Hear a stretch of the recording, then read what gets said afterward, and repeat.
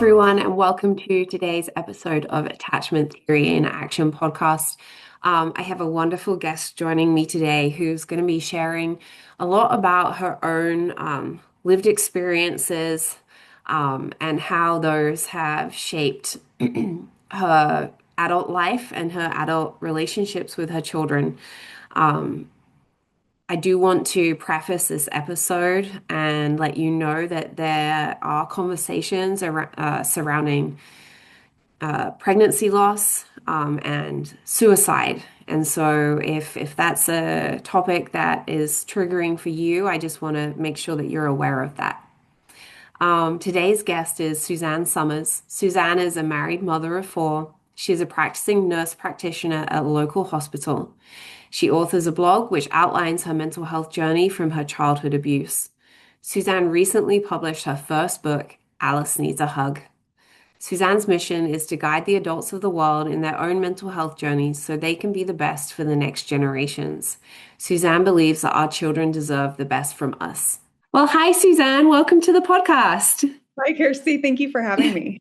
You are very, very welcome. I'm looking forward to our conversation. I think that you have a perspective that might be slightly different for our audience, being a nurse practitioner, and not so much in the clinical field of psychology that we're in, but you bring your own very deep and personal lived experiences, and I think that our listeners are really going to benefit from that. And also, you can tell us a little bit about your book as we get into the podcast and and share some of that. And obviously, when our listeners hear about it, they're going to find out that it's going to be a very beneficial resource, especially if they're working with families or children who may have experienced some abuse in their history. So, yeah, let's dive in. My listeners know that I always start with the same question, and that question is, what, if anything, from either your early life experiences,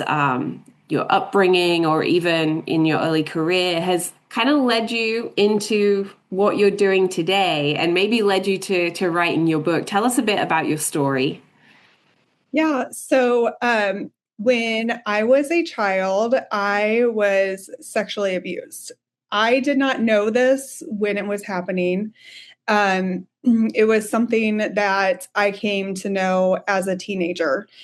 My parents got divorced when they started the divorce process, I should say, when I was about second to third grade time frame of my life.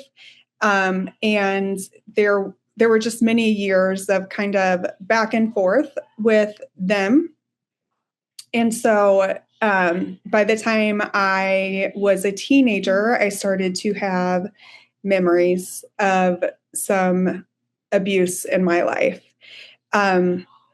It came down to pretty hard teenage years. I also came from a family situation where I was expected to perform, if you will. I was very involved in sports, and I have older siblings who are more than a decade older than me. So it was like being raised in a single family childhood or single family home as the only child.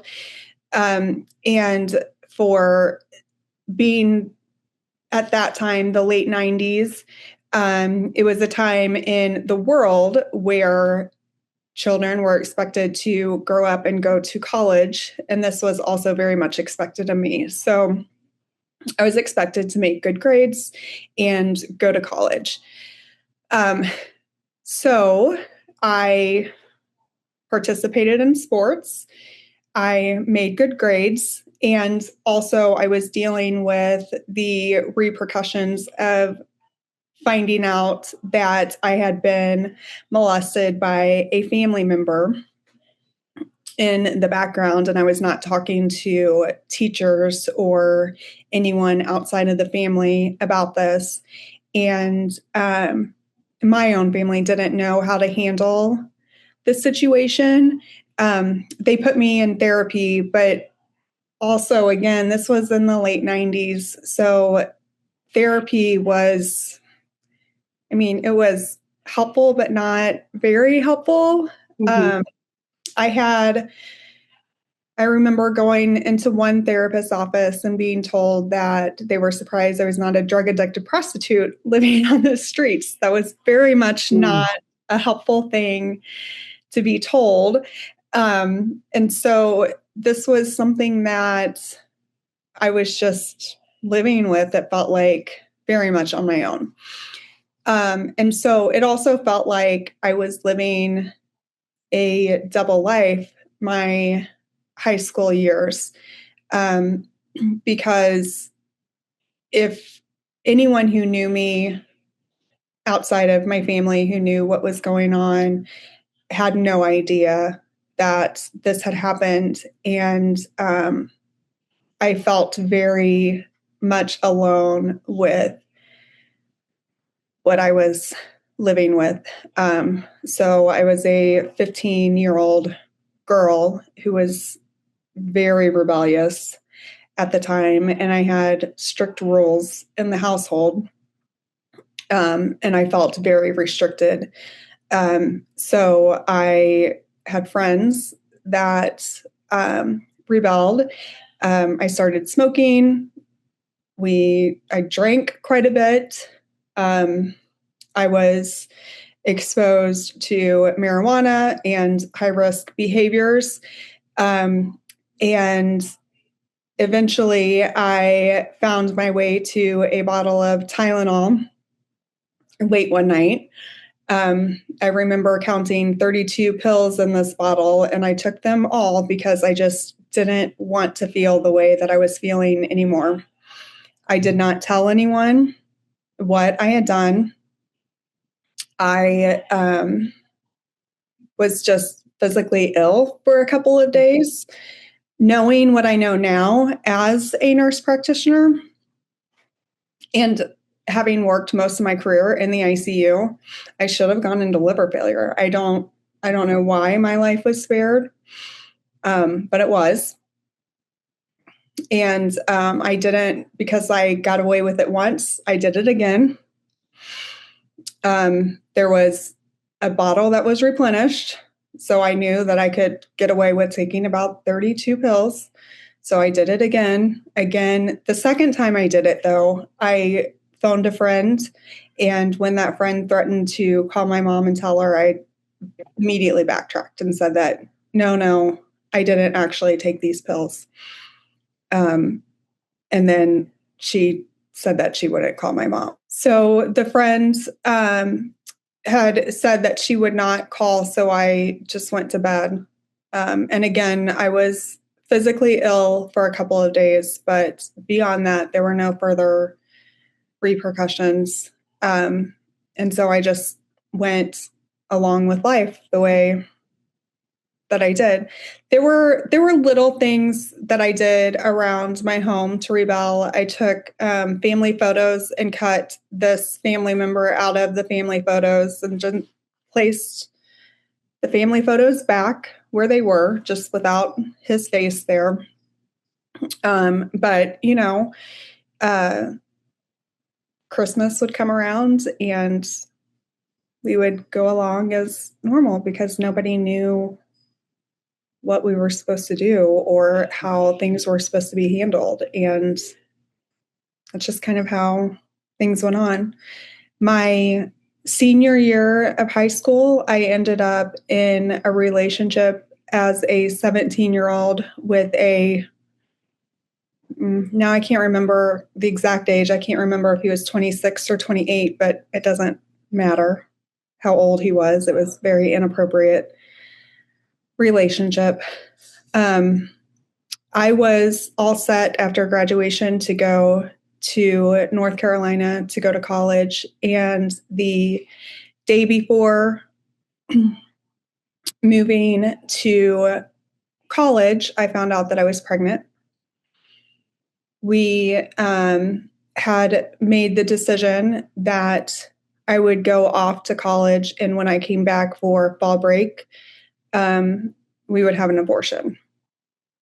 That never happened because on the drive to North Carolina, I decided to tell my mom and her then boyfriend that I was pregnant and I wouldn't be going to college. So I ended up not going to college as expected, and I stayed home to work and become a mother at, I would have been 19 when I would have had this baby. This was in 2001. So I was pregnant when September 11th happened, and a lot of my classmates ended up going off to war very shortly after. And I, at the end of October, 17 weeks pregnant, presented to the local emergency department bleeding and was told that the fetus had died. And I had a scheduled doctor's appointment the next day, was told to go to the doctor's appointment the next day, to which I did. And from there, I was sent home to labor on my own. And so I spent a total of 4 days pretty much on my own. I mean, the boyfriend was kind of in and out. My mom was in and out. But by the time I actually, this is terrible, but passed the fetus, because that's what they call it, what really gave birth to this 17-week baby, I was on my own. I was completely by myself and I didn't know what to do. So I was 18 years old and completely by myself. So that was at the end of October. And by that night, I was told I was going to college in January. So that's what I did. I went off to college in January, and it took less than a year for me to drop out of college. I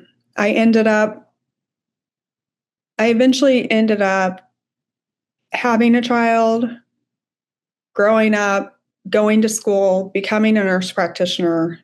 I now have 4 children with my now husband. Things have worked out, but it's taken a lot of work and grit, and I didn't start really working on my mental health until the last couple of years. I did recognize early on working in the ICU, I would see people who would come in and I would take care of my patients who would come in after suicide attempts. And I would very much recognize that there was not much of a difference between them and me. And a lot of times I wouldn't know what the difference was between them and me. I mean, for some reason, I went back to school. A lot of times I couldn't quite figure it out, because I know that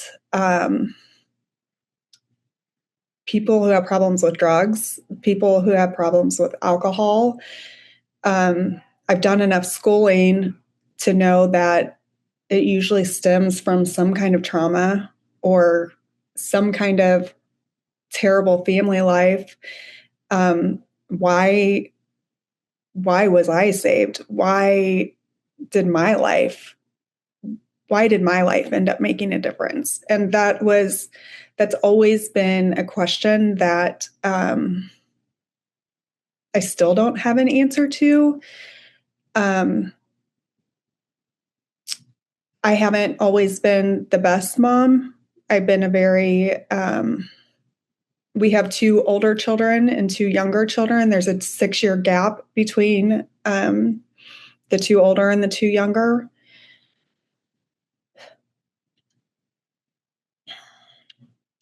My biggest regret is that um, I wasn't always the best, most present mom to the two older children because I was constantly running from my own life.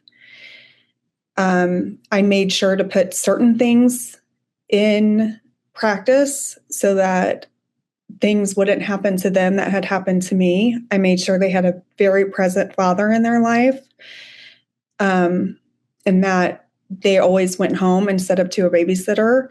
Mhm. And I made sure, certain things like that I knew that they needed in their lives, but what I didn't give them was a very present mom. That one skipped my mind. I was in school all the time and I worked all the time. And it took me until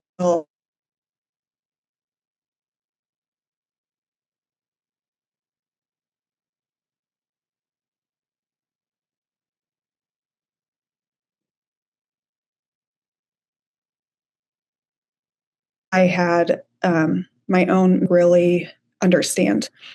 Having a lunch with this uncle's wife a couple years ago that set my own mental health crisis into motion, which is what I've been kind of alluding to, and suffered from some serious depression, anxiety, PTSD. And I tried to cope with that while I was still working full time and taking care of my family, but eventually I couldn't. I had to stop my whole life and go away for a while to just focus on my own mental health. I've known for a long time that I about my story. She suggested that I write a children's book first, which is how this book has come into play that I wanted to talk about. The children's book that I've written is the book that I needed when I was a child. It's called Alice Needs a Hug, Snuggle Through Trauma, a Parenting Through Snuggles series. And the concept is there's a little girl named Alice. She's a very happy little girl. Her family is intact. But Alice, all of a sudden one day, is no longer happy. No one knows why Alice is not happy. There's no trauma outlined in the book, which was very important to me because this is not about the trauma that Alice has gone through. This is about the parents recognizing that something has happened to Alice and for them to focus their time on just loving Alice through whatever she's going through and snuggling her and loving her. That's what the book is about. Um, Suzanne, firstly, thank you for taking the time to share your story with me and anyone listening to the podcast. It's a very emotional story, very powerful experiences that you have been through. That firstly, for me, I think reiterate that for a lot of children and young people, um, it's a kind of a compounding set of experiences that often, you know, and for children, I think they often don't, as you said yourself at the beginning, you didn't know or even remember that this abuse happened, and wasn't until you were perhaps in your teens that realized that wasn't right. Something wasn't right here.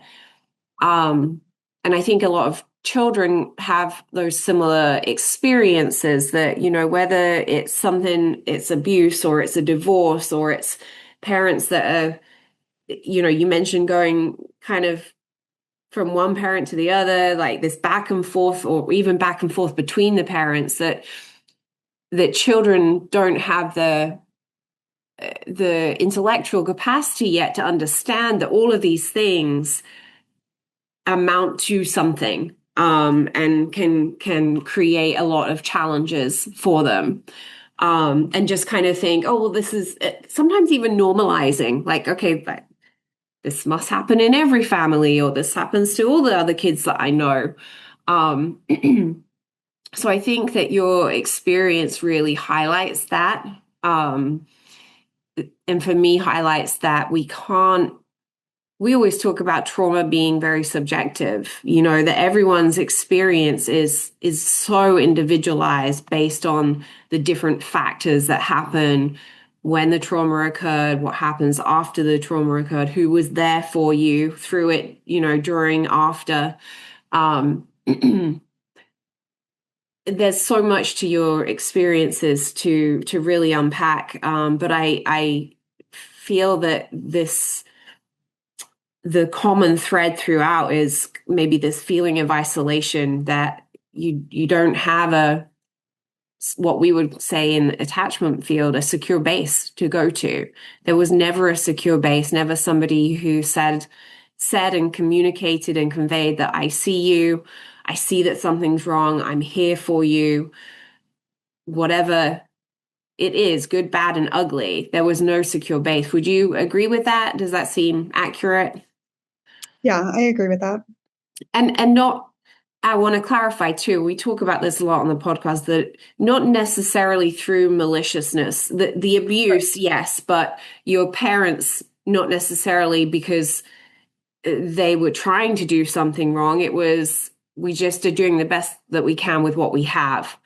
And not, I am by no means an expert in sexual abuse, and so I'm saying this just from my kind of personal thought, that I can't imagine trying to navigate that situation with a child, and so I believe it was very hard for them to know the right way to handle something like that. Um, but there are some other factors, such as the divorce, such as the kind of the back and forth, that inconsistency, that all adds to, for kids, adds to feeling insecure in their caregiver relationships. Like, I don't know if I can trust you. I don't know which version of you you're going to be today. I don't know what you're going to say about the other person. And then that puts me in this position. And all this time, all I'm thinking about as a child is other people, and nobody's thinking about me. Yep. Does that Yeah. feel like it reflects some of your experience? Yeah. And I did, just to clarify too, I spent the majority of that time with my mom. My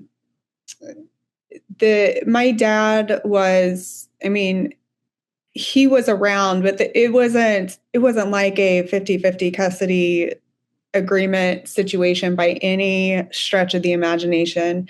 They did, for a period of time, try to work it out and tried to get back together, and then it just didn't work out, and they got divorced later on. But this was like a 10-year separation, back Mhm. together, separation, divorce situation. There was another person involved for that was part of the split up. I mean, this was a very much adult situation that I was right smack in the middle of.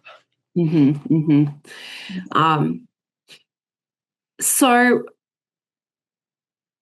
let's, you mentioned about the book. You mentioned that it's really something that you felt you needed, or you maybe could have benefited from too. So when you were a child, what what are the other messages in the book that you want to convey, like, to children, and, well, to parents actually? What's the message that you really want to convey to parents through the book? So the book here, you can see, the main thing in here is that we don't always have to know exactly what's going on. And Hmm. sometimes we don't know what is going on. And that's okay. We don't have to know everything that happens. Um, what we do have to do is our job as the parent is if we suspect that something's going on with our child, our job is to love our child and put the right resources into place. Mm-hmm. So that is kind of the big thing is our job is to love our children and to support Mm-hmm. our children and to be there for our children. That's our job as parents. And if I might add another word to be present, to just be present. And you mentioned, and I really commend you and respect you for saying, you recognize that perhaps for your older children you weren't as fully present as you would have liked to have been. And that takes a lot of vulnerability and reflection to be able to step back and say that. But that's the first step, for parents who are listening out there. We all go through things that cause us to be less present, some more than others, absolutely. And some things are more in our control than other things. We could all choose to put our phones down more. That's something very simple that's in our control. But having an extensive trauma history that has been present in your life since childhood, since young childhood, that's not something that's been so much in your control. And you really were doing, again, the best you could with what you had. But the first step is recognizing, there are things that I can do to be more present with my children. And I think that a lot of parents think that it's some big thing, Mhm. and like you said, that you have to know everything. You don't have to know everything, and it doesn't have to be a big thing. It can be as simple as, I don't understand this right now, but I'm going to hug you, right? I'm going to snuggle you. I'm going to bring you closer to me. And we call it sitting in the yuck. We're just going to sit in it because there's no solution perhaps right now. Um and I don't want to assume that if you had received that life would have been perfect. It certainly wouldn't have been because of the abuse experience that you had, but it may have made it a little bit more manageable. Yeah. Yeah, it may have. Um, it's it definitely may have. But I definitely know that as far as with my children, especially going back to the older two, they they have had their own struggles that they have had, and these are things that we have gone through, and they're and me recognizing that piece of not being there and being able to sit down with them and heal that has been big for us and our family. Um, and it's something that I can reconcile by being given that second chance with the younger children. But ultimately, they all know that it doesn't matter even now how big they are. I'm always available for a good hug or a snuggle or, whatever they need. They know that it's it's not too late for us. Hmm. But this book has also given some healing on the other side of it too. It's been able to um, give me the strength to say what I've needed from my own parents, and for them to be able to offer that support that they were never able to give because they didn't know what was needed. So it's been twofold Hmm. in both I directions. It's been good.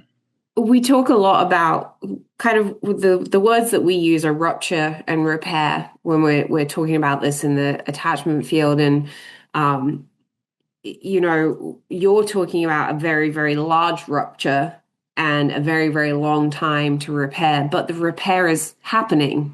It has Mhm. happened, it's happening, it continues to happen. And I think that it's really important that, if we have listeners who are working with families to share that with them, that it's not guaranteed to change everything, but the repair is the starting point. It's that recognizing and acknowledging the role that each of us played in this relationship and seeing if we can find a way to move forward, even if it looks different to what we thought it was going to be. That it's never too late to attempt that repair in the relationship.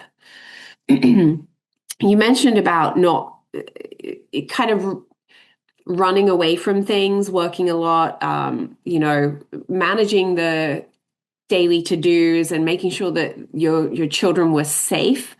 What were some of the perhaps other unhealthy relationship patterns that you found showing up in your adult life that maybe stemmed from those early life experiences? Well, when my oldest son stemmed from that relationship of the miscarriage, I I was taking some night classes from a local college. I was working a full time job. I was kind of in a career, but I was taking some college courses just because I didn't know what I wanted to do with my life yet. And I was taking a writing course. It was a narrative, and I wrote about the miscarriage. So I reached out to that old boyfriend, and it was a one night stand. I got pregnant with my oldest son. Um, I a lot of healing actually happened through the course of that pregnancy and becoming a mother without me doing any work. I know that sounds crazy. I realize how that sounds coming out of my mouth. But it honestly did, because even though I had been I had gone through my, I guess, rebellious time, me becoming a mother, I just kind of made the decision that a lot of things were going to stop happening. I put up a lot of boundaries with a lot of different people in my life during that time. A lot of behaviors that were happening with me weren't going to happen with my son. And so there was a lot that just kind of started happening on its own organically. And then the company that I worked for, there was a good friend of mine that worked there that was dating this guy who was looking for someone to start dating, I guess. And that guy is now my husband. We started dating, and we got attached too fast. It kind of scared me because I liked him way too much, way too fast, and I was relying on him too much. And so I broke up with him and then we saw each other one night. So it's another one night stand. I get pregnant again. And I'm like, this is terrible. I'm like two babies, two different guys, two one night stands. Like, this is terrible, terrible. So when I called him to tell him that I was pregnant, he showed up at my door in overalls. And I am not an overall kind of person. I am like a city dweller, not like city dweller, but I am not an overall type person by any means. I almost shut the door in his face, but I decided I'd give him a chance. And when I told him I was pregnant, he said to me, well, are we getting married before the baby's born or after the baby's born? And I said, no one here is talking about marriage. But apparently we were talking about marriage. I just was late to the party. So we've been together ever since. So I guess, and his last name is Summers. So he made me Suzanne Summers. And I joked that he was only looking for a Suzanne to date so that he could always tell people he's married to Suzanne Summers. Anyway, it worked out. I think what speaks to me from that part of your story is that you found someone who in that moment really conveyed to you, I'm not going anywhere. Are we getting married before the baby or when the baby gets here? That is a message of saying I'm not going anywhere. And I wonder if some of that was maybe the first time that you really got to experience that.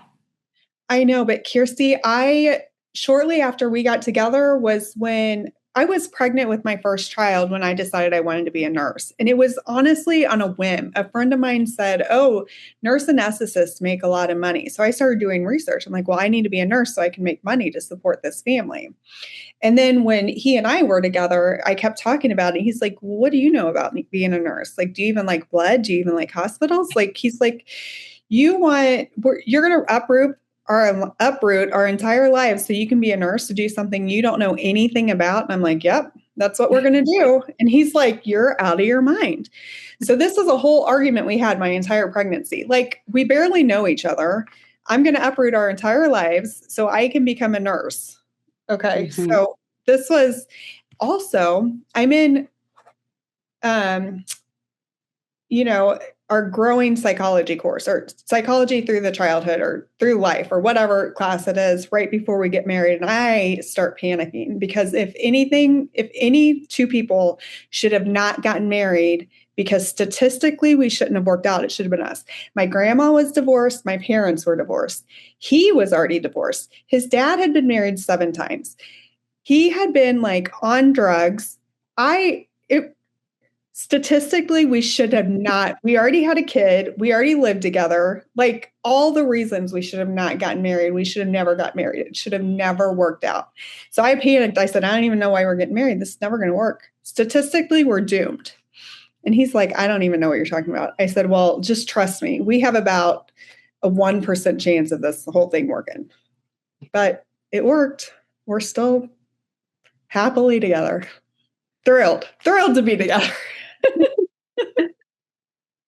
I mean, I'm obviously so very, very happy for the two of you. How are you guys showing up differently for your kiddos now based on your experiences? We decided to do everything opposite of what we grew up knowing. Hmm. Consciously, it is a conversation we had, and we just decided everything we know we're just not going to do. Hmm. We're going to have conversations we never had with our parents. We're going to show up for each other the way we've never seen an adult relationship, Hmm. especially because we knew that if we could love each other, then everything else was going to work. That was the biggest. That was the biggest thing. And if I might ask, what does that look like? What does loving each other look like? The biggest thing is respect and support. Hmm. It doesn't matter if I come home with some crazy idea or if he comes home with some crazy idea. We might be kind of like, "What?" But then we at least talk it out. Like, okay. You give each other time, right? we You yeah, respect, I we respect at you least enough to listen. talk it out. Yeah, we at least talk it out. We may not initially we may be like, "There's no way," but we'll at least have the conversation. I But think that I think that that goes back to that idea of parents showing up for kids, even if they don't have the right answer, or even if I don't fully understand what happened to you or know what happened to you. I'm going to give you the time and the space to share with me, and then we see where we go from there. And yeah, if where we go is, "Ooh, I still don't understand, help me more, let's try talking more," that's okay as well. yeah. And that's, and now that we have our two oldest children are older, they're 20 and 18, their lives aren't going in directions that we planned on them going. And our 18-year-old has had a lot of struggles. He's been very, very challenging. Um, but that's okay. We've gotten through it. It's been Mhm. very, very difficult. But at the end of the day, he knows that we're not going to bail him out because we told him we won't do that. You have to fight your own battles. But are we going to sit next to you and hold your hand while you're getting dealt whatever punishment is coming to you? Yeah, we will, because we still love you. We're still going to be here to support you, but we're not going to bail you out. Like, you deserve whatever you get for whatever you did. Mm-hmm. We're going to, well, not anymore because now you're 18, you're an adult, but when you were younger, we're going to try really hard to get you out of this path you're veering on. And it didn't work. So now, wherever your life is headed, okay. And then our oldest spent 2 years in college and now he doesn't want to go to college anymore. Okay. Like, it's not my life, it's your life. He was afraid to tell me. Oh, like, there's nothing I can do about that. If you don't want to go, I'm not going to make you go. Mm-hmm. I don't care, honestly. But also, you don't get to just be here and live off of us forever. You got to, Right. Right. you know? I have a coworker who introduced me to this, but she swears it's from somebody else, but she said she talks about empathy with responsibility. And so it's like I'm gonna try my best to understand your situation, where you're coming from and why you want to make these decisions.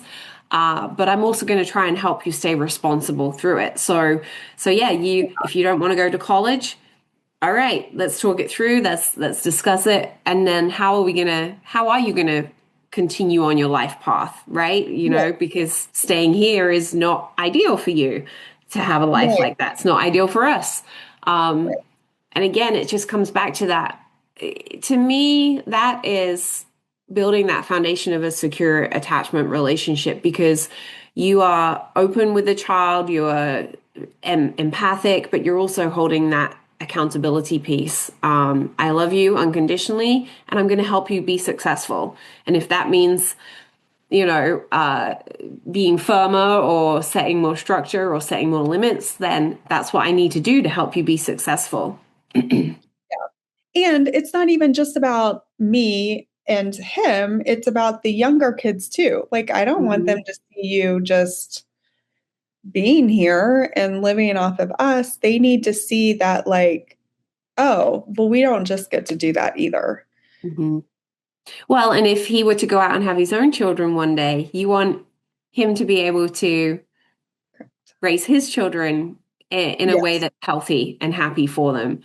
I think, that's a key theme throughout your story and your experiences, Suzanne, is this your effort to really break that generational cycle, whether it be from a trauma perspective or a relational perspective of really kind of trying to break away from your experiences to provide your own children with a new experience. And that's what it's all about, really. Yeah. So I want to thank you for joining me today on the podcast. I want to remind people that your book is available to purchase now. Alice Needs a Hug. I Yes. am very, very interested to see it, and I'm hoping I can grab a copy of it soon so that I can read it. And you do have another story in the works? Yes. The next one is Omar Needs a Hug, Struggle Through Anxiety. Omar will be another kid from another family who's going to struggle with anxiety. So we're going to snuggle him through that. Awesome. Wonderful. Wonderful. Well, I truly appreciate you sharing your experiences, your story with us. And I look forward to seeing the new book when it comes out. Thank you so much.